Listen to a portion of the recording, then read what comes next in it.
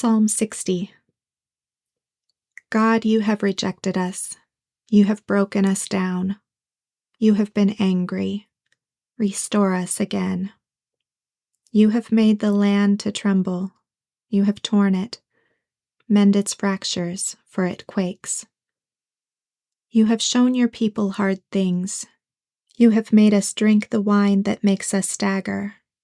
You have given a banner to those who fear you, that it may be displayed because of the truth. So that your beloved may be delivered, save with your right hand and answer us. God has spoken from his sanctuary. I will triumph. I will divide Shechem and measure out the valley of Succoth. Gilead is mine, and Manasseh is mine. Ephraim also is the defense of my head. Judah is my scepter. Moab is my wash basin. I will throw my sandal on Edom. I will shout in triumph over Philistia. Who will bring me into the strong city? Who has led me to Edom? Haven't you, God, rejected us? You don't go out with our armies, God.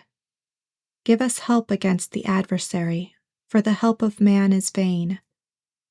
Through God we will do valiantly, for it is he who will tread down our adversaries.